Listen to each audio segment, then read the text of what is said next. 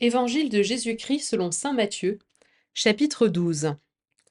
En ce temps-là, un jour de sabbat, Jésus vint à passer à travers les champs de blé. Ses disciples eurent faim, et ils se mirent à arracher des épis et à les manger. Voyant cela, les pharisiens lui dirent: Voilà que tes disciples font ce qu'il n'est pas permis de faire le jour du sabbat.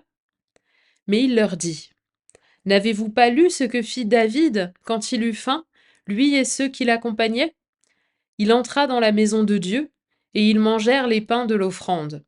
Or, ni lui, ni les autres n'avaient le droit d'en manger, mais seulement les prêtres. Ou bien encore, n'avez-vous pas lu dans la loi que le jour du sabbat, les prêtres, dans le temple, manquent au repos du sabbat sans commettre de faute? Or, je vous le dis, il y a ici plus grand que le temple. Si vous aviez compris ce que signifie « Je veux la miséricorde, non le sacrifice », vous n'auriez pas condamné ceux qui n'ont pas commis de faute. En effet, le Fils de l'homme est maître du sabbat. Il partit de là et entra dans leur synagogue. Or il s'y trouvait un homme qui avait une main atrophiée. Et l'on demanda à Jésus: Est-il permis de faire une guérison le jour du sabbat? C'était afin de pouvoir l'accuser. Mais il leur dit: Si l'un d'entre vous possède une seule brebis, et qu'elle tombe dans un trou le jour du sabbat, ne va-t-il pas la saisir pour la faire remonter? Or, un homme vaut tellement plus qu'une brebis. Il est donc permis de faire le bien le jour du sabbat. Alors Jésus dit à l'homme: Étends la main. L'homme l'étendit, et elle redevint normale et saine comme l'autre. Une fois sortis, les pharisiens se réunirent en conseil contre Jésus pour voir comment le faire périr. Jésus, l'ayant appris, se retira de là. Beaucoup de gens le suivirent, et il les guérit tous.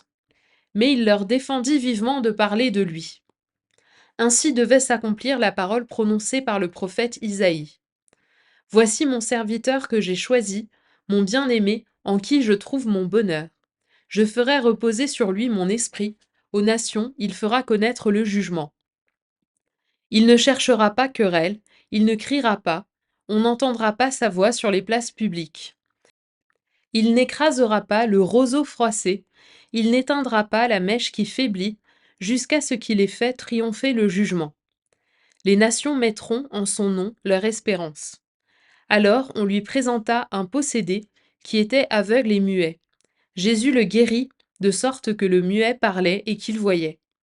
Toutes les foules étaient dans la stupéfaction et disaient: Cet homme ne serait-il pas le fils de David?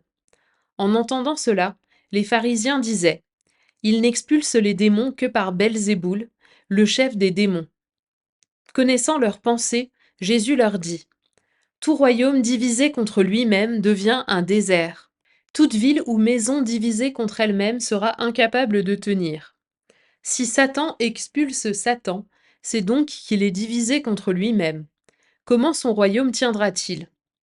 Et si c'est par Belzéboul que moi j'expulse les démons, vos disciples, par qui les expulsent-ils? C'est pourquoi ils seront eux-mêmes vos juges. Mais, si c'est par l'Esprit de Dieu que moi, j'expulse les démons, c'est donc que le règne de Dieu est venu jusqu'à vous. Ou encore, comment quelqu'un peut-il entrer dans la maison de l'homme fort et piller ses biens sans avoir d'abord ligoté cet homme fort? Alors seulement il pillera sa maison. Celui qui n'est pas avec moi est contre moi. Celui qui ne rassemble pas avec moi disperse. C'est pourquoi je vous le dis. Tout péché, tout blasphème sera pardonné aux hommes, mais le blasphème contre l'Esprit ne sera pas pardonné. Et si quelqu'un dit une parole contre le Fils de l'homme, cela lui sera pardonné.